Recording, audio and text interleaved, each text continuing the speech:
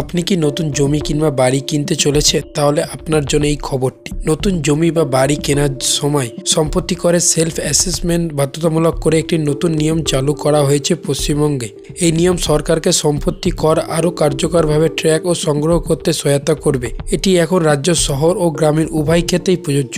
বাড়ি এবং ঘর কেনার এবং প্লট কেনার জন্য নতুন নিয়ম চালু করেছে রাজ্য সরকার, এবং সেই ক্ষেত্রে আপনার কি কি সুবিধা হবে, রাজ্য সরকারের কি কি সুবিধা হবে এবং কি কি শর্তাবলী, সমস্ত কিছু আজকে এই ভিডিওতে আলোচনা করতে চলেছি। যারা আগামীতে ফ্ল্যাট, প্লট বা বাড়ি কিনতে চলেছেন তাদের জন্য খুবই উপকারে আসবে এবং তাদের জন্য খুবই গুরুত্বপূর্ণই হতে চলেছে এই ভিডিওটি শেষ পর্যন্ত নিশ্চয়ই দেখবেন। তাহলে বন্ধুরা, আবার একটি নতুন ভিডিও আপনাকে স্বাগত জানাই। চলুন ভিডিওটি স্টার্ট করা যাক।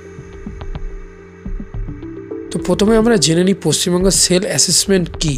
যখন কেউ জমি বা বাড়ি জাতীয় নতুন সম্পত্তি কিনবেন, তখন তাদের সম্পত্তির মূল্য সেলফ অ্যাসেসমেন্ট করতে হবে। এর অর্থ হলো ক্রেতাকে তাদের কেনা সম্পত্তির মূল্যের উপর ভিত্তি করে সম্পত্তি কর গণনা করতে হবে। সম্পত্তি নিবন্ধিত অর্থাৎ রেজিস্ট্রেশন হয়ে গেলে অটোমেটিকভাবে ক্রেতার কাছে একটি সেলফ অ্যাসেসমেন্ট নোটিশ পাঠানো হবে। ক্রেতাকে প্রক্রিয়াটি সম্পূর্ণ করতে হবে এবং কর্তৃপক্ষের কাছে জমা দিতে হবে, অর্থাৎ রেজিস্ট্রারের কাছে জমা দিতে হবে। এই নিয়ম এটি আগে পৌরসভার শুধুমাত্র আরবান এলাকার জন্য কার্যকর ছিল, এখন পশ্চিমবঙ্গ গ্রামীণ এলাকাও প্রসারিত হবে। পৌরসভা এবং পঞ্চায়েত উভয় এলাকায় এই স্ব-মূল্যায়ন ব্যবস্থায় অংশগ্রহণ হবে। উল্লেখযোগ্য, পঞ্চায়েত বিভাগ এই উদ্যোগে নেতৃত্ব দিচ্ছে। এই বিভাগ নিবন্ধন ও স্ট্যাম্প শুল্ক বিভাগের সাথে, অর্থাৎ স্ট্যাম্প রেজিস্ট্রি যে রেভিনিউ ডিপার্টমেন্ট আছে তার সাথে ঘনিষ্ঠভাবে কাজ করতে, যাতে কি সবকিছু সঠিকভাবে সম্পন্ন হয়। ক্রেতার সম্পত্তি নিবন্ধন করার পর গ্রাম পঞ্চায়েত স্ব-মূল্যায়ন বা সেলফ অ্যাসেসমেন্ট বিবরণ যাচাই করবে।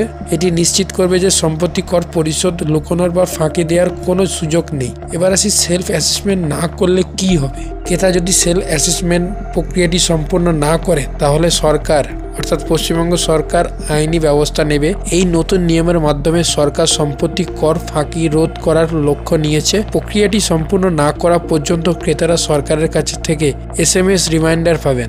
এই নতুন ব্যবস্থায় রাজ্য সরকারের কি কি সুবিধা হবে। সেলফ অ্যাসেসমেন্টের বাধ্যতামূলক করে রাজ্য সরকার আশা করে যে সম্পত্তি কর থেকে রাজস্ব বৃদ্ধি করা যাবে।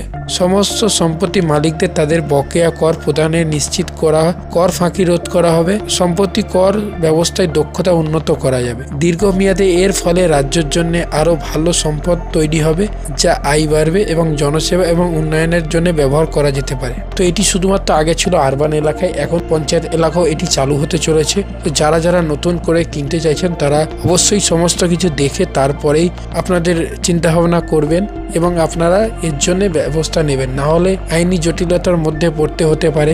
তো আশা করি আপনাদের খুবই গুরুত্বপূর্ণ এসেছে ভিডিওটি যদি ভালো লাগে অবশ্যই ভিডিওটিকে একটি লাইক করবেন। এরকম গুরুত্বপূর্ণ আপডেটের জন্য আমাদের চ্যানেলটি সাবস্ক্রাইব করে পাশে থাকা বেল আইকনটি প্রেস করে নেবেন। চলুন, দেখা হচ্ছে নতুন আপডেটে নতুন ভিডিওতে। ধন্যবাদ।